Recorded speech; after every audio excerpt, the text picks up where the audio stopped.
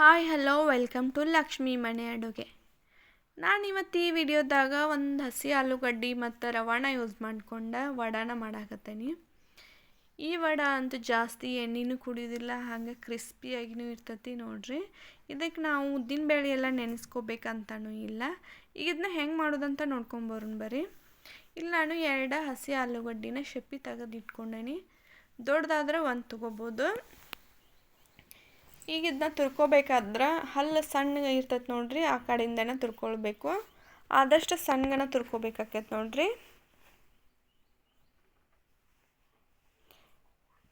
ಈಗ ತುರ್ದು ಇಟ್ಟಂಥ ಹಸಿ ಆಲೂಗಡ್ಡಿನ ಒಂದು ಬೌಲ್ಗೆ ಹಾಕ್ಕೊಂಡು ಇದಕ್ಕೆ ನೀರು ಹಾಕಿಟ್ಕೋತೇನೆ. ಹಂಗೆ ಬಿಟ್ಟರೆ ಇದು ಆಲೂಗಡ್ಡೆ ಎಲ್ಲ ಕಪ್ಪಗಾಗಿಬಿಡ್ತೈತಿ, ಅದಕ್ಕೆ ನೀರು ಹಾಕಿ ಇಟ್ಕೊಂಡ್ಬಿಡ್ತೇನೆ. ಈಗ ಸ್ಟವ್ ಮೇಲೆ ಒಂದು ಬಾಳ್ಗೆ ಇಟ್ಕೊಂಡು ಇದಕ್ಕೆ 2 ಟೇಬಲ್ ಸ್ಪೂನ್ನಷ್ಟು ಎಣ್ಣೆ ಹಾಕೋತೇನೆ. ಎಣ್ಣೆ ಎಲ್ಲ ಕಾದಾದ್ಮೇಲೆ ಜೀರಿಗೆ ಸಾಸ್ಮೆ ಹಾಕ್ಕೊಂಡು ಚಟಪಟ ಅಂತ ಸಿಡಿಯೋತನ ಬಿಟ್ಟು ಅದಾದಮೇಲೆ ಕರಿಬೇವು ಹಾಕ್ಕೊಳ್ತೇನೆ.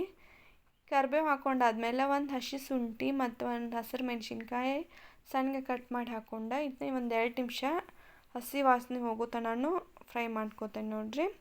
ಇದೆಲ್ಲ ಫ್ರೈ ಆದಮೇಲೆ ಒಂದು ಅಳ್ತಿದ್ದ ಕಪ್ ತೊಗೊಂಡು ಬೌಲ್ ತೊಗೊಂಡು 1.5 ಬೌಲ್ನಷ್ಟು ನೀರು ಹಾಕೋತೇನೆ. ನೀರು ಹಾಕ್ಕೊಂಡು ಇದಕ್ಕೆ ರುಚಿಗೆ ತಕ್ಕಷ್ಟು ಉಪ್ಪು ಹಾಕ್ಕೊಳಕತ್ತೇನೆ ನೋಡ್ರಿ. ಇದನ್ನು ಉಪ್ಪು ಕುದಿದೆಲ್ಲ ನೀರೆಲ್ಲ ಕುದಿದೇನು ಬೇಡ, ಉಪ್ಪು ಕರಗಿದ್ರೆ ಸಾಕು. ಇದೆಲ್ಲ ಕರಗಿದಾದ್ಮೇಲೆ ತುರಿದಿಟ್ಟಂಥ ಆಲೂಗಡ್ಡಿನ ನೀರೊಳಗೆ ಹಾಕಿಟ್ಟಿರ್ತೀವಲ್ಲ, ಅದು ನೀರೆಲ್ಲ ಹಿಂಡ್ಕೊಂಡು ಹಾಕ್ಕೋಬೇಕು. ಹಾಕ್ಕೊಂಡು ಮಿಕ್ಸ್ ಮಾಡ್ಕೊಳಕತ್ತೇನೆ. ಇದು ಕುದಿದ ಬೇಡ, ಮಿಕ್ಸ್ ಆದ್ರೆ ಸಾಕು. ಈಗ ನಾನು 1 ಕಪ್ನಷ್ಟು ಮೀಡಿಯಮ್ ಗಾತ್ರದ ರವಾನ ಇದಕ್ಕೆ ನೀರಿಗೆ ಹಾಕ್ಕೊಂಡು ಗಂಟು ಇಲ್ದಂಗೆ ಮಿಕ್ಸ್ ಮಾಡ್ಕೊಳಕತ್ತೇನೆ ನೋಡ್ರಿ. ಆದಷ್ಟು ಊರಿನ ಲೋ ಫ್ಲೇಮ್ನಾಗ ಇಟ್ಕೊಂಡೇ ಮಿಕ್ಸ್ ಮಾಡ್ಕೋಬೇಕು. ಚಿರೋಟಿ ರವೆ ಆದ್ರೆ 1 ಕಪ್ ನೀರಿಗೆ 1 ಕಪ್ ರವೆ ಹಾಕ್ಕೊಂಡ್ರೆ ಸಾಕಾಕೈತಿ. ನಾನು ಮೀಡಿಯಮ್ ಗಾತ್ರದ ರವೆ ತೊಗೊಂಡ್ರಿಂದ ಇದಕ್ಕೆ ನಾನು 1.5 ಕಪ್ನಷ್ಟು ನೀರು ಹಾಕ್ಕೊಂಡೇನಿ. ಈಗ ಇದೆಲ್ಲ ಮಿಕ್ಸ್ ಆದಮೇಲೆ ಇದಕ್ಕೆ ಸಣ್ಣಗೆ ಕಟ್ ಮಾಡಿ ಇಟ್ಟಂಥ ಕೊತ್ತಂಬರಿನ ಹಾಕ್ಕೊಂಡು ಮಿಕ್ಸ್ ಮಾಡ್ಕೊಳತ್ತೇನೆ ನೋಡ್ರಿ. ಇದು ತಳ ಎಲ್ಲ ಅಂಟಬಾರ್ದು, ಅಲ್ಲಿ ತನಕ ಮಿಕ್ಸ್ ಮಾಡ್ಕೋಬೇಕು. ಮಿಕ್ಸ್ನ ಚೆನ್ನಾಗಿ ಮಾಡ್ಕೋದ್ರಿಂದ ವಡ ಮಾಡ್ಕೊಳ್ಳುವಾಗ ಕ್ರ್ಯಾಕ್ ಆಗೋದಿಲ್ಲ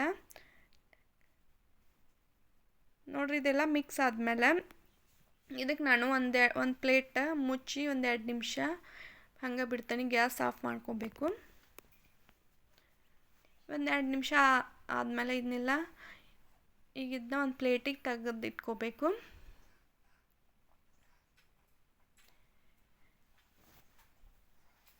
ಇದು ಒಂದು ಪ್ಲೇಟಿಗೆ ತೆಗೆದು ಇಟ್ಕೊಂಡಾದ್ಮೇಲೆ ಒಂದು ಸ್ವಲ್ಪ ಕೈಗೆ ಎಣ್ಣೆ ಹಚ್ಕೊಂಡು ಸ್ವಲ್ಪ ಆರಿದಾದ್ಮೇಲೆ ಇದು ಹಿಟ್ಟೆಲ್ಲ ಚೆಂದಂಗೆ ನಾದ್ಕೋಬೇಕು ನೋಡ್ರಿ. ಹಿಟ್ಟು ಚೆನ್ನಾಗಿ ನಾದಬೇಕು, ಅಂದ್ರೆ ವಡ ಮಾಡುವ ಕ್ರ್ಯಾಕ್ ಎಲ್ಲ ಆಗೋದಿಲ್ಲ ನೋಡ್ರಿ. ಹಿಟ್ಟೆಲ್ಲ ನಾದೇನೀಗ ನಾನು ಈಗ ವಡ ಮಾಡ್ಕೊಳಕ್ಕೆ ನಾನು ಚಪಾತಿಗೆ ಹಿಟ್ಟು ತೊಗೋತೀನಿ ನೋಡ್ರಿ, ಆ ಥರ ಹಿಟ್ಟು ತೊಗೊಂಡು ನಾನು ವಡ ಮಾಡ್ಕೊಳಕತ್ತೀನಿ. ನಿಮಗೆ ಜಾಸ್ತಿ ದೊಡ್ಡ ಬೇಕಂದ್ರೆ ಜಾಸ್ತಿನೂ ಮಾಡ್ಕೋಬೋದು ನೋಡ್ರಿ. ಈ ಥರ ಹಿಟ್ಟು ತೊಗೊಂಡು ಉಳ್ಳೆ ಮಾಡ್ಕೊಂಡು ಅದಕ್ಕೆ ಒಂದು ಹೋಲ್ ಮಾಡಿಬಿಟ್ರೆ ಆಯಿತು.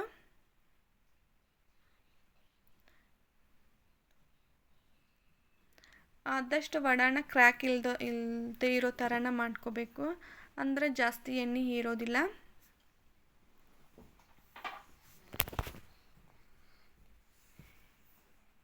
ಈಗ ನಾನು ಎಲ್ಲನೂ ಒಮ್ಗೆ ಮಾಡಿ ಇಟ್ಕೊಂಡ್ಬಿಡ್ತೇನೆ.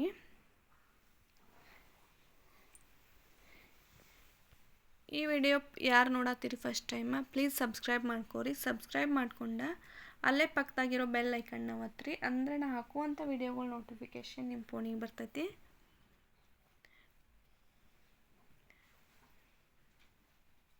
ನೋಡ್ರಿ, ನಾನು ಎಲ್ಲ ವಡಾನು ಒಂದೇ ಸರ್ತಿ ಮಾಡಿ ಇಟ್ಕೊಂಡ್ಬಿಟ್ಟೇನಿ, ಅಂದರೆ ಟೈಮು ಸೇವ್ ಆಕೈತಿ. ಕರಿವಾಗ ಎಲ್ಲನೂ ಒಮ್ಗೆ ಹಾಕೋಬೋದು ನೋಡ್ರಿ. ಎಣ್ಣೆ ಎಲ್ಲ ಬಿಸಿ ಆದಮೇಲೆ ವಡಾನ ಹಾಕ್ಕೊಳಕತ್ತೀನಿ.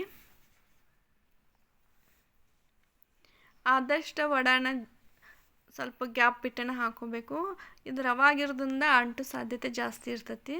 ಇದೆಲ್ಲ 1-2 ನಿಮಿಷ ಫ್ರೈ ಆದಮೇಲೆ ತಿರುಗಿಸಿ ಹಾಕೋಬೇಕು, ಅಂದ್ರೆ ವಡ ಎಲ್ಲ ಚೆನ್ನಾಗಿ ಬರ್ತಾವೆ ಮತ್ತು ಅಂಟ್ಕೋದೂ ಇಲ್ಲ.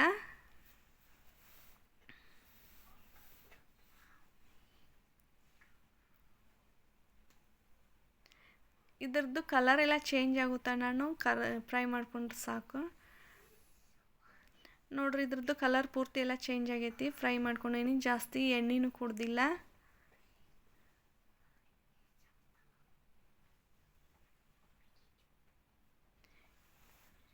ಈ ವಿಡಿಯೋ ಇಷ್ಟ ಆದರೆ ಒಂದು ಲೈಕ್ ಮಾಡಿರಿ, ಶೇರ್ ಮಾಡಿರಿ.